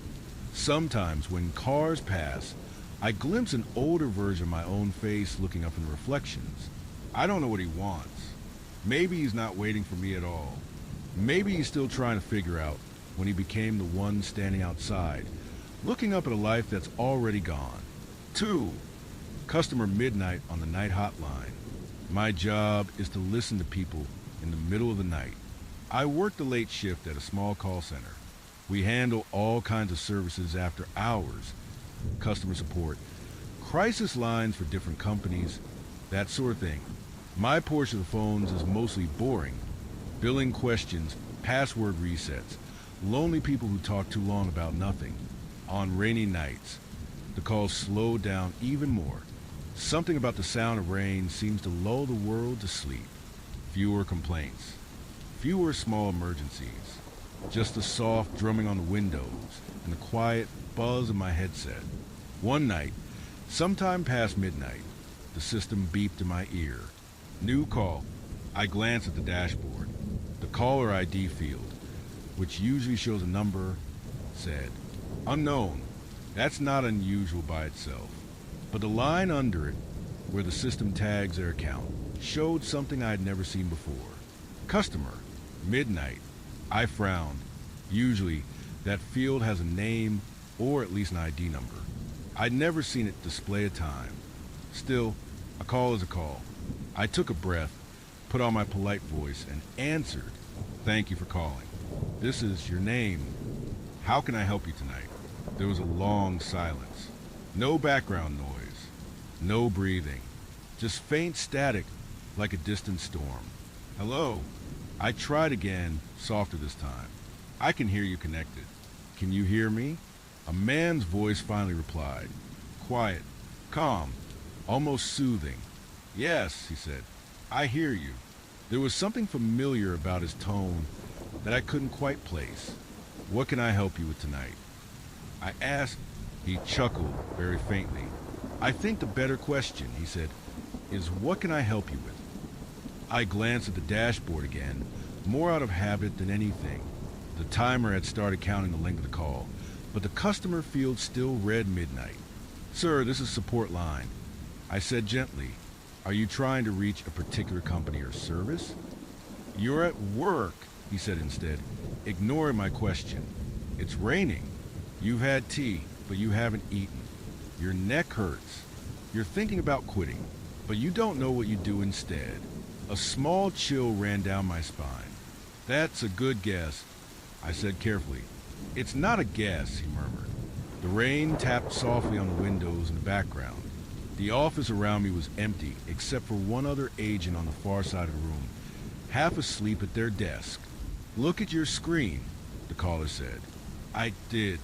The dashboard, which shows call logs and active tickets, flickered for a moment, then for just 1 second. I saw a snapshot of something else in the window, the main page of our system, but older, different logo, different color scheme, a version we'd used years ago. I blinked. It was gone. The normal interface was back. It's funny, the man said, how much of your life you spend in front of that screen. I remember it so clearly. The buzzing lights, the chair that squeaks when you lean a bit too far back, the little crack in the window on the left. I looked at the left-hand window. There was a hairline crack in the glass I'd never noticed before. Who are you? I asked, more sharply than I meant to. He sighed softly, but it wasn't an annoyed sound. It was a sound of someone who'd had this conversation many times. Think of me as a future customer, he said, calling from a time when your ticket is already closed. I tried to laugh it off. So you're saying you're me from the future? Would that make you listen, he asked. Something about the way he said it made my mouth go dry. What do you want? I whispered. To give you better hold music than I had, he said. To tell you there are more choices than you think. He paused. Look at the next call, he said. There is no next call yet. I replied automatically. You're the only one in the queue. He ignored me. In about 30 seconds, he said, a woman will call about her account balance. She's going to be rude. She's not really angry at you. She's scared about her life falling apart. You don't have to fix that. Just be kind. I almost told him that's what we always try to do, but something in his tone made me swallow the words. Instead, I waited. The call timer ticked on. The rain pattered. My co-worker yawned in the distance. Then the system beeped softly. An incoming call on hold. I glanced at the queue. Next call. Account balance inquiry from a number ending in 43. I felt suddenly shaky. Go ahead, the man on the line said. I'll wait. I can't put one customer on hold for another. I said weakly. You can tonight, he replied. I don't know why I obeyed. I put him on hold, answered the next call, and listened as a stressed, panicking woman berated me for a mistake that wasn't really mine. I started to go into my usual script, defensive and tired, then stopped. He'd said, just be kind. So I changed my tone. I stayed soft. I told her I was sorry she was going through all of this. I stayed on the line longer than I needed to, walking her through options, repeating important information, making sure she understood. By the end of the call, she sounded a little less frantic. She even said, thank you, before hanging up. I took a breath and went back to the first line. The man's voice was still there. See, he said, that felt different, didn't it? I rubbed my forehead. If this is some kind of social experiment. It's not, he said. It's just a lonely version of you who stayed here longer than they should have, who answered too many calls and stopped listening to their own. I hesitated. What happens? I asked slowly. To you, to me, if I stay. Silence stretched between us, filled only by the sound of rain on the roof. I don't sleep well, he said eventually. My world gets smaller. The only stories I hear are other people's problems. My own life starts to feel like a call I keep putting on hold. Something in my chest tightened. Then why are you calling? I whispered. What do you want me to do? He gave a soft, almost amused hum. I want you to hang up, he said. I blinked. What? Not on me, he clarified. On this, on staying when your shift ends. On letting just one more night turn into years. On telling yourself you're too tired to look for something else. I glanced at the clock. My shift had technically ended 20 minutes ago. I'd been planning to stay an extra couple of hours. Just to make a bit more money. Just to avoid going home to the quiet. You don't know me. I tried again weakly this time. I know you can hear your own voice and still find a way to ignore it, he replied gently. So I called from a place where you finally stopped ignoring it, where it was too late for me, but maybe not for you. The system softly pinged. Another incoming call. I stared at the blinking indicator. Do you keep working there? I asked, not sure which answer I wanted. He didn't respond. Hey, I said, a little more urgently. Do you stay?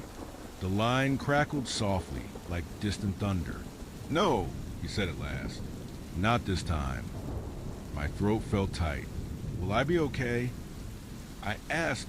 He laughed then, really laughed, a sound that held a kind of fragile hope. That's not how this works, he said. I don't get to see that far. All I know is that I remember the night it rained, and I finally logged out on time. The other call in the queue was still waiting. I could almost feel the weight of my future self's eyes on me, watching from some tired, fluorescent lit room on the other side of time. You should go home, he said softly. Customer midnight has ended the call. The line went dead. I stared at the dashboard. The call timer froze, then disappeared. No record, no ID, no trace. I logged out. For the first time in months, I left on time. I stepped out into the light rain and let it soak my face, my hair, my clothes. The city felt bigger than my headset for once. I don't know if I ever really spoke to my future self that night, or if my own tired mind invented someone to push me out of my rut. But now, when the system glitches and shows a weird timestamp or my own name in the wrong place, I take it as a reminder. I put the calls on hold. And I don't put my own life on hold with them. 3. The weather app's hidden forecast. I check the weather more than I check my messages. It's a nervous habit. Before I leave the house, before I sleep, before I make any small plan, I open my weather app. It's comforting, seeing the little icons. Sun, cloud, rain, lightning. Tiny promises from the sky. One night, I noticed something strange. It was late, and it had been raining all evening. I was in bed, phone held above my face in the dark, watching the animated raindrops slide down the screen. Tomorrow, 60% chance of showers. The day after, cloudy. I almost closed the app, but my thumb slipped. Instead of tapping the hourly tab, I pressed the little refresh icon in the corner over and over like a fidget. The screen flickered. For a split second, the usual 7-day forecast vanished, replaced by a different layout. The icons were unfamiliar, darker, tiny symbols of something, then it snapped back to normal. I stared at the screen. I refreshed again. Slowly, once, twice. On the third time, it happened again. A single frame of a different forecast flashed by. The last icon in a row was a crescent moon with a small, staring eye inside it, then back to normal. My heart rate picked up just a little. I told myself it was a glitch. Designers test new layouts all the time. Maybe I caught a half-finished update.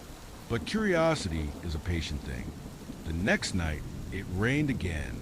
Lying in bed, I opened the app and refreshed, this time with a rhythm. Tap, tap, tap. On the fourth refresh, the hidden screen stayed. The background turned almost black. The days of the week disappeared. Instead, a single word glowed at the top. Inside, under it, were small icons in a row. A door, a window, a bed, an outline of a person lying down. Each had a tiny percentage under it. Door, 12%. Window, 34%. Bed, 79%. You, 100%. I didn't know what any of that meant. The you, 100% pulsed softly, like breathing. My thumb hovered over the icons. I tapped the door. The screen showed a simple sentence. Probability you'll go outside tomorrow, 12%. You won't. I swallowed. I tapped the window. Probability you'll look out during the rain, 34%. If you do, you won't be the only one looking. I locked my phone. I didn't sleep well. The next morning, I told myself not to open the app again. It was probably just some weird feature I didn't understand, some experimental mood forecast, or something. By noon, I'd given in. The normal forecast was back. Sunny icons, blue background. Nothing unusual. That night, after the rain started, I tried again. Refresh, refresh, refresh. The hidden forecast appeared more quickly this time, almost eager. Inside, door, 8%. Window, 63%. Bed, 82%. You, 100%. There was a new icon at the end of the road now. A second outline of a person, standing just behind the first. No percentage under it. I exhaled slowly. This is stupid, I murmured to myself. It's just a creepy Easter egg in some app. Still, I couldn't bring myself to tap the new icon. Instead, I tapped window. Probability you look out during the rain, 63%. You already decided to. Lightning flashed faintly outside. I slid out of bed and walked to the window, almost without meaning to. The floor under my feet was cool. The room was dim, lit only by the pale glow of my phone screen. I pulled the curtain aside. The street was empty. Rain fell steadily, pooling on the pavement, running in tiny rivers along the curb. The windows of the building across from mine reflected nothing but smudges of light. I leaned closer, heart beating harder now. For a moment, in the glass, I thought I saw a shape behind me. Tall, still. I spun around. My room was empty. When I looked back at my phone, the hidden forecast was gone. The app had returned to its normal interface. I didn't sleep much after that. Over the next week, I checked the app obsessively. On clear days, it behaved like any ordinary weather app. But on nights when it rained, if I refreshed enough times, the inside forecast would appear. The percentages shifted. Door went from 12% to 3% to 0%. Window fluctuated. Bed stayed high. You was always 100%. The second outline of a person gained percentage slowly. 3%, 7%, 11%. One night, the extra icon was no longer behind the first outline. It was right next to it, both at 100%. My hands trembled as I tapped it. The screen went black for a moment. Then a single line of text appeared. Probability someone else is awake in your room right now, 100%. The rain outside sounded suddenly louder, more intimate, like it was right against my ears instead of the window. I held my breath and listened. My room felt normal. Same faint hum of electronics. Same ticking of the clock. Same familiar shadows. I looked at the reflection in the dark screen of my phone. My own face stared back. Slowly, a second, fainter reflection appeared behind my shoulder. Taller, subtle, the outline of a head tilted as if watching me read. I locked the screen, plunging the room into darkness. The air felt heavier. "Who are you?" I whispered. The rain answered with its steady, unbothered rhythm. I didn't open the app again for several days. When I finally did, on a completely clear, sunny afternoon, the hidden forecast was gone. No amount of refreshing brought it back. It was just temperature, UV index, hourly breakdown. Normal. Weeks passed. I slowly convinced myself it had been some kind of art project built into the app, a promotional stunt, something. Then one night, months later, it rained again. The sound woke me. I rolled over, half asleep, and grabbed my phone. Muscle memory brought my thumb to the weather app icon without thinking. It opened. No normal forecast. No sun, no clouds, no rain icons. Just this. Outside. Door 100%. Window 0%. Bed 0%. You 0%. And below it, probability you'll leave before they come in. This is your last chance. The battery icon in the corner flickered. Even though it had been near full, the temperature line at the top slowly counted down by 1 degree. Then another, as if something was drawing the warmth away. I sat up. The room felt colder.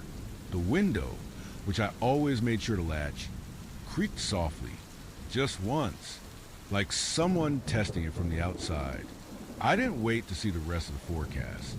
I grabbed my jacket, my keys, and my shoes and stepped out into the hallway, heart pounding, rain whispering beyond the building walls. I slept on a friend's couch that night. In the morning, when I checked the app again, it was back to normal. No hidden modes, no strange icons, just the weather. I've tried since then to trigger it again, to see inside or outside, to figure out what was, if it was real or my own mind turning numbers into ghosts. Nothing. But now, when it rains and I feel the urge to lie awake staring at my phone in the dark, I leave it on the table instead. Because if there's anything worse than not knowing what the forecast holds, it's knowing that sometimes you're the one being forecasted. For the tenant who never moved out, I found my apartment by accident. I wasn't really planning to move. I'd just been browsing listings out of curiosity, scrolling through grainy photos of cramped studios and overpriced one-bedrooms, when this place popped up. Spacious, cheap, old building, but in a decent area. The listing said, available immediately, previous tenant relocated. The picture showed white walls, tall windows, wooden floors. Something about it felt peaceful. I called the number. The landlord sounded rushed but friendly. She said I could come by that evening. It was raining. But I went anyway, walking under an umbrella through streets that smelled like wet pavement and distant flowers. The building was older than in the photos, but solid. The hallway lights flickered a little. The landlord met me at the entrance, jangling a large ring of keys. "You're lucky," she said as we rode the creaky elevator up. "This one almost never opens up." The apartment was even nicer in person. High ceilings, a small balcony, a bedroom big enough for more than just a bed. The rain outside made the windows look like frosted glass, insulating the space in a gentle gray. "I'll take it," I said almost immediately. Her shoulders relaxed, like she'd been holding her breath. "Great," she replied. "We can sign the papers now. You can move in this week." We sat at the kitchen counter to fill out the forms. My name, my job, the usual questions. I noticed a line for unit currently occupied by, followed by a blank. I pointed at it. "Does someone still live here?" She smiled quickly. "Oh, no," she said. "Just a template. It's vacant. The last tenant left months ago." "Do you know why they left?" I asked casually, more out of habit than concern. She hesitated for half a second. "Job change," she said. "You know how it is." We finished the paperwork. I moved in 2 days later. For the first week, everything was perfect. The apartment felt exactly how I'd imagined. Quiet, calming, with just enough personality in the creaks and hums of the old building. The rain seemed to follow me, pattering softly some nights as I fell asleep to the gentle sound. Then little things started to bother me. It began with the mail. I'd open the mailbox downstairs and find letters with my unit number on them, but not my name. That's normal at first. Old junk mail takes a while to stop, but these weren't junk. They were bank statements, utility bills, medical letters, all addressed to someone named Daniel Hale. I brought them upstairs, intending to write "Return to Sender" on them. Instead, I set them on the counter. My eyes kept drifting back to the name. Daniel Hale. It felt familiar somehow, even though I was sure I didn't know anyone by that name. I opened one of the envelopes. I know you're not supposed to, but the curiosity itched in my hands. Inside, a bank statement showed small, regular payments. Rent, I guessed. A grocery store nearby. A streaming service. The last recorded transaction was about 6 months ago. After that, nothing. I put the papers back, resealed the envelope as best I could, and left it by the door to deal with later. That night, as I lay in bed listening to rain, I heard something that made me sit up. Footsteps. Soft, measured, pacing footsteps. They came from inside the apartment, from the living room. I held my breath, heart thudding in my ears.